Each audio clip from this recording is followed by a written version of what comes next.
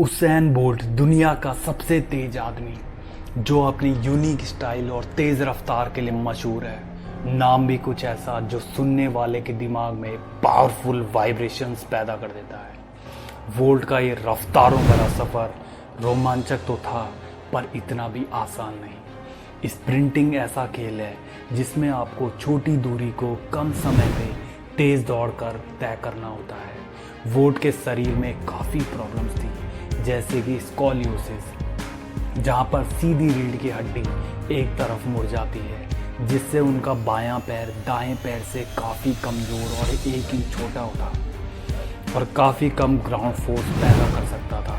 वहाँ एक तरफ बोल्ट की हाइट 6 फीट से ज़्यादा थी और दूसरी तरफ कम हाइट वाले उनसे ज़्यादा कदम ले सकते थे। इतनी खामियों को साथ लेकर भी बोल्ट कैसे जीत जाते, ये अपने ही आप में एक सवाल है। जब बोल्ट ट्रेनिंग करने उतरते तो उसमें पूरा डूब जाते। इसी वजह से वो एक मेंटल स्ट्रेंथ क्रिएट कर पाए जो बड़े से बड़े प्रेशर को झेल सकता था। खुद में लगातार स्किल्स और टेक्निक को बेहतर करने के जुनून में वो अपने दर्द और खामियों को पीछे छोड़ जाते थे। 100 मीटर की दौड़ में स्टार्टिंग से पहले स्पीड नॉर्मल रखते और आखिर में 40 मीटर पर पूरा दम लगा देते और इससे पीछे से आकर वो रेस जीत जाते थे। बोल्ट बचपन से ही हाइपर एक्टिव थे। जब वो 3 हफ्ते के हुए तो बिस्तर से गिर पड़े। इतने में तो आम बच्चे का रोना निकल जाता है। उल्टा वो बिस्तर पर चढ़ने की कोशिश करने लगे।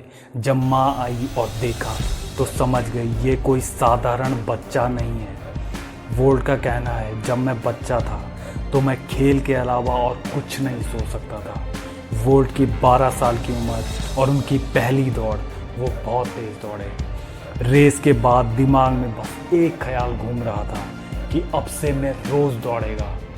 बोल्ट का दौड़ना तो शुरू हुआ, पर उनकी ट्रेनिंग में इतनी रफ्तार नहीं थी। वजह थी उनके स्पोर्ट्स शूज़ का ना होना। उनके पापा एक छोटी सी दुकान चलाते थे। आमदनी इतनी नहीं होती कि उनको स्पोर्ट्स शूज़ दिला पाते, पर उनके दिल की आवाज़ उनके स्कूल वालों तक पहुंची और उनको पूरा सपोर्ट मिला, जिससे वो एक बेहतरीन ट्रेनिंग कर पाए और 15 साल की उम्र में वो पहले वर्ल्ड जूनियर चैम्पियन बने। अब बारी आती है 2005 की हेलेंसिकी ओलंपिक की, जहां बोल्ट ने अपनी धुआंधार ट्रेनिंग को जारी रखा और अपने पुराने रूटीन्स को बदला। छोटी छोटी टेक्निक्स पर बारीकी से ध्यान दिया और अपने सेल्फ बिलीफ को बड़ा ही तगड़ा बना दिया। अब उनसे ये उम्मीद लगाई जा रही थी कि 2005 का ओलंपिक वो ही जीतेंगे, पर फिनाले में गहरी चोट लगने से वो पिछड़ गए। काफ़ी चोटिल होने के बाद उनकी मुलाकात एक नए कोच से हुई और अब उनके जीवन में एक नए कोच की एंट्री होती है। नाम है कोच मिल्स। उनके काम करने का तरीका बिल्कुल ही अलग था। वो बोल्ट को वजन के साथ साथ घास में दौड़ाते, स्ट्रिक्ट डाइट फॉलो करवाते, उनकी कड़ी धूप में ट्रेनिंग होती। बोल्ट कहते, जब कभी भी मैं अच्छी रेस दौड़ता या अच्छा परफॉर्मेंस देता तो मैं कोच से पूछता कि मैं कैसे दौड़ा, तो उनका जवाब हमेशा ही ना होता। कोच मिल्स कभी भी सेटिस्फाइड नहीं होते।